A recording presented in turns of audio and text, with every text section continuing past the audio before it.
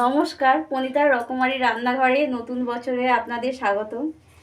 আপনাদের সহযোগিতায় আমার 100টা সাবস্ক্রাইব পূরণ হয়েছে। এইভাবে আপনারা আমার পাশে থাকুন। আসুন, আজকের আমি করছি চিকেন কাটলেট। দেখি তার জন্য কি কি লাগছে। এখানে চিকেনটাকে আমি এইভাবে পাতলা পাতলা করে কেটে নিয়েছি, দেখতেই পাচ্ছেন। আর এতে একটুখানি 2-3 ফোঁটা লেবুর রস দিয়ে মাখিয়ে আমি রেখে দিয়েছিলাম আধ ঘন্টা। এবার এতে আমি একটা গ্রেভি মাখাবো। তার জন্য আমি এখানে ধনেপাতা নিয়েছি, রসুন নিয়েছি, আদা, পেঁয়াজ, ক্যাপসিকাম, কাঁচা লঙ্কা। আর এটা গ্রেভি করে আমি এটাকে মশলাটাকে বেটে আর এর সাথে দেবো, তার সাথে দেবো একটু গোলমরিচের গুঁড়ো, নুন, চিনি, এখানে মশলা গুঁড়ো, আর এখানে ডিম নিয়েছি, আর এখানে ভাজার জন্য তেল আছে, একটু কর্নফ্লাওয়ার আছে নেওয়া। আসুন আমি মশলাটা আগে বেটে নিই। মশলাটা আমার বাটা হয়ে গেছে। এবার এই মশলাটা নিয়ে আমি এতে মিশিয়ে দেবো।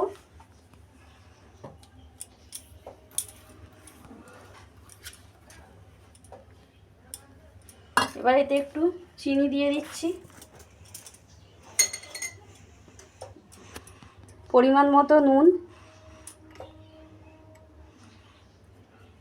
আর এখানে যে ভাজা মশলাটা আছে এই ভাজা মশলাটা আমি দিয়ে দিচ্ছি।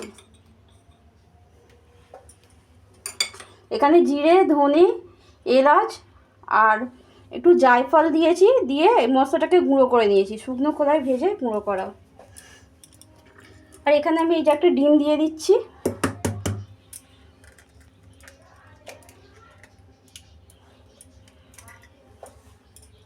ডিম দিয়ে আমি এটাকে ভালো করে হাত দিয়ে আমি মাখিয়ে নিচ্ছি। হাত দিয়ে মাখালে বেশ ভালো মাখানোটাও হয়।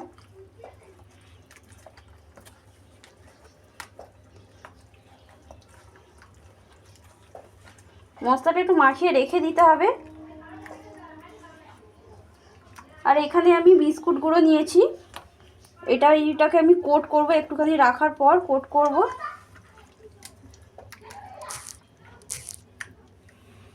দেখতেই পাচ্ছেন মাংসের পিসগুলো বেশ ভালো করে দিয়ে আমি একটু রেখে দেব, যাতে মশলাটা বেশ ভালো ঢোকে মাংসের মধ্যে।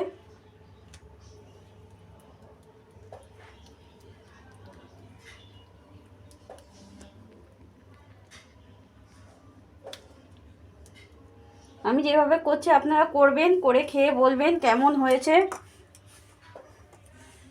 আমার ভালো লাগবে আপনারা করে খেলে, কেন একটা কাটলেট এখন দোকানে কিনতে গেলে অনেক টাকা দাম পড়ে। যাদের বাড়িতে অনেকজন লোক তারা তো নিশ্চয়ই কিনে খাওয়া সম্ভব নয়। তাই আমি যেভাবে করছি আপনারা করে দেখবেন। এই যে আমি মাখিয়ে এখন একটু রেখে দিচ্ছি। যেটা মাখানো আছে, এবার এর জন্য আমি গ্রেভি করব কোটের জন্য। এখানে একটা ডিম আছে, ডিম নিয়ে নিচ্ছি।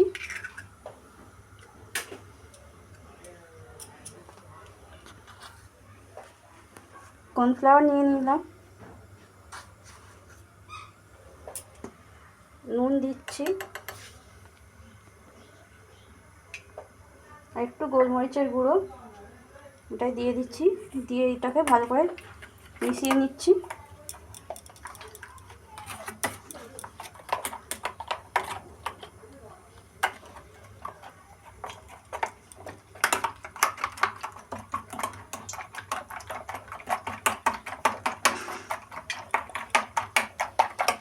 এখানে কড়াতে তেল গরম করতে দিয়ে দিয়েছি আমি।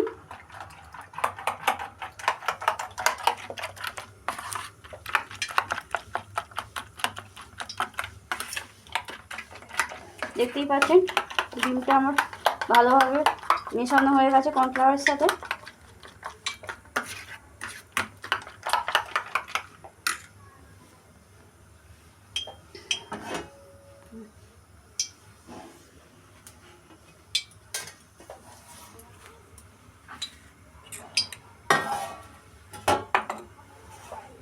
থালার উপরে আমি ঢেলে দিলাম।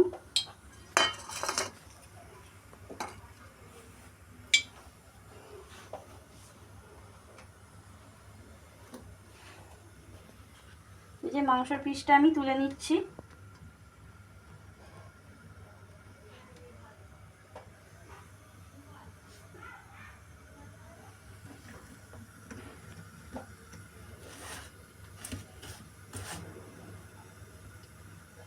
এইভাবে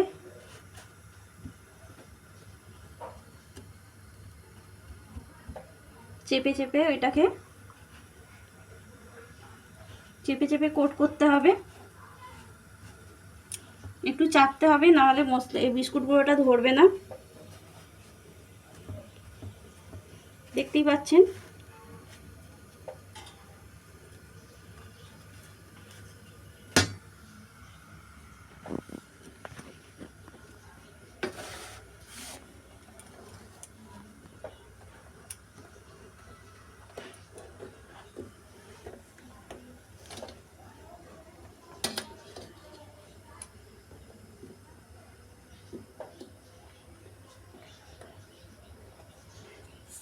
এইভাবে ছুরি দিয়ে আমি সমান করে দিচ্ছি, তাতে দেখতে সুন্দর হবে।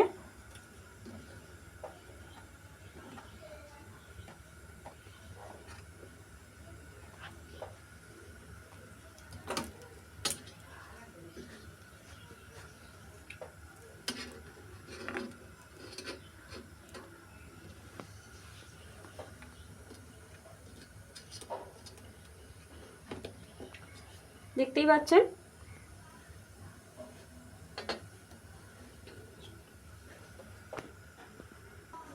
এই জায়গাটাতে ডোবাতে অসুবিধা হবে বলে আমি একটা বড় কাঁচিতে ঢেলে নিচ্ছি।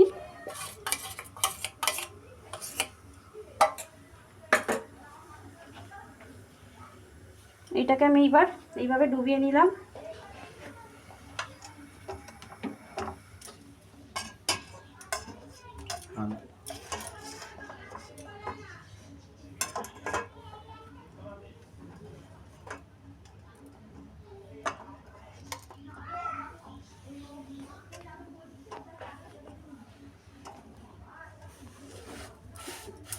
এই বিস্কুট গুঁড়ো দিয়ে চাপা দিয়ে আবার একটুখানি চেপে নিচ্ছি।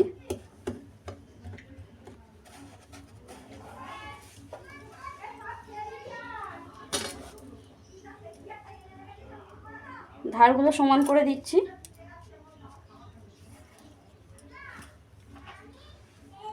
এদিকে তেলটা আমার গরম হয়ে গেছে, একেবারে আমি তেলেতেই এটা ছেড়ে দিচ্ছি।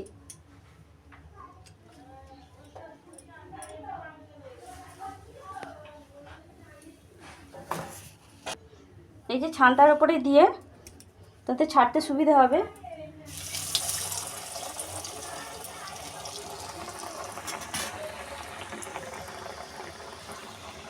এইভাবেই আমি করে নেব। এইভাবেই আমি বাকিগুলো সব করে নেবো এক এক করে।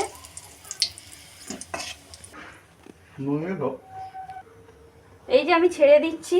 যারা আলু খাও না তাদের পক্ষে এটা একদমই মানে পারফেক্ট। আলু ছাড়াই খেতে পারবে, কেন চিকেন চপ বলো এ বলো আলু ছাড়া হয় না। কাটলেটটা আলু ছাড়াই হচ্ছে, কোনো রকম অসুবিধা হবে না।